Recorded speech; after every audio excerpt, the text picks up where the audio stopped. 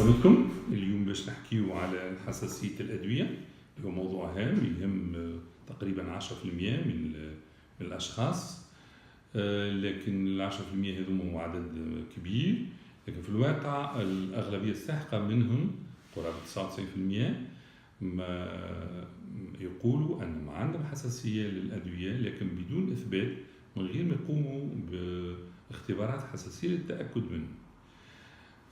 لما نعملوا اختبارات ونحاول نتأكدوا من الحساسية هذه، نلقاو 10% فقط يثبت أنهم عندهم حساسية للدواء هذا بخصوص البنسلين، والبقية نلقاو أنهم ما عندهمش حساسية للبنسلين ولا للدواء ويرجعوا ياخذوه بصفة عادية. وهذا يرجع لأنه قبل ما كانش يتعمل الاختبار الحساسية هذايا، بحيث لما الدكتور يوجد رياكشن، مثلا طفح جلدي بعد ما ياخذ دواء ولا دوخة شوية بعد الدواء، دونك نقولوا له راهو احتمال كبير عندك الحساسية للدواء هذا، ونعطيه نقولوا له عندك الرجي، ويقعد ساعات 20-30 سنة ما ياخذش الدواء هذاك ومن غير ما يكون متأكد أنه عنده حساسية ولا لا. وهذا ينجر عليه برشا مشاكل، خاطر الشخص اللي عنده يقول عنده حساسية للدواء هذا يخلي الدكاترة متاعو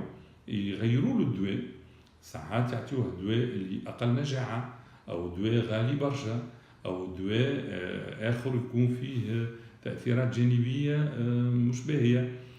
دونك لهذا المفروض الوقت الحاضر، مع أن ممكن اختبارات الحساسية، يلزم نقوموا باختبارات الحساسية هذه للأشخاص اللي يقولوا أنهم عندهم حساسية للأدوية، باش نتأكدوا 100% إما ما عندوش بالكل ويرجع ياخذ دواء عادي، أو عنده، وفي الحالة هذه ناخذوا الاحتياطات اللازمة.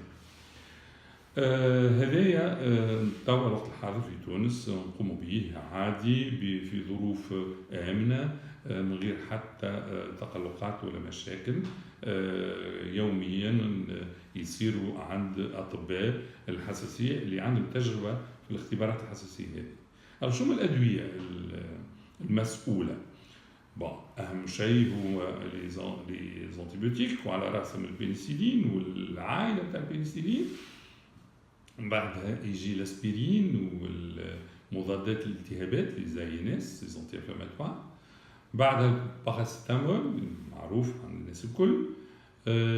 كذلك الأدوية الدروغ نتاع ليزانستيزيك المخدرة، سواء التخدير التام كيما لي كورات أو التخدير الموضعي اللي يستعملوه لي دونتيست واللي جينيكولوج في البيريدورال. كذلك لي برودوي دو كونتراست اللي نستعملوهم في الاسكانير ولا لي زيرام، كذلك ينجموا يعملوا حساسية ونعملوا لهم الاختبارات نتاعهم. شو ما أعراض حساسية الأدوية؟ أعراض عديدة، تنجم تكون حاجة بسيطة، طفح جلدي، أورتيكاريا، أورتيكار ساعات أخطر وجينيراليزي، تنجم تعمل ضيق تنفس، ساعات دوخة، وفي حالات ساعات خطيرة يكون ثم هبوط في الضغط وكذا وفقدان في الوعي وشوك انافيلاكتيك اللي ينجم يكون خطير.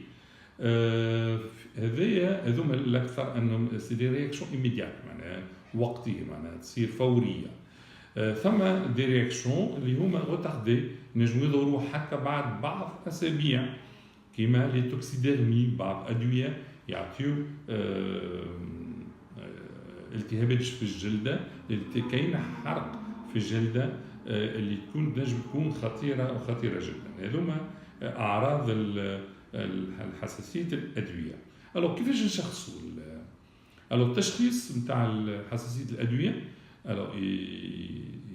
نبداو أول شيء باللي تيست كوتاني، دونك زريقة صغيرة في الجلدة من الدواء المعني.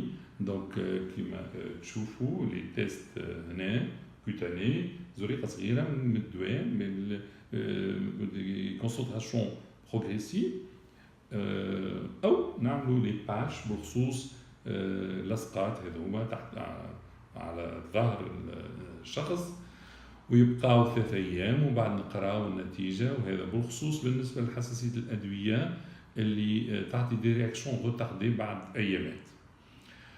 في بعض الحالات الاخرى للتشخيص نعملوا اللي نسميوها تي بي يو تيست دو بروفوكاسيون باروا اورال، نعطيو كميات صغيره من الدواء وتحت المراقبه الطبيه ونشوفوا رده الفعل في ظروف بيان سور سيكوريزي. اون فوا التشخيص صعب وتاكدنا سواء من انه في حساسيه او ما فيش، دونك في حاله ان تاكدت الحساسيه للدواء، في الحاله هذه نعطيو ان كارت داليرجيك بطاقه تحسس ادويه للشخص تكون معاه في اوراقه الخاصه ويستظهر بها عند الاطباء نتاعو الكل باش يتجنبوا الادويه هذه.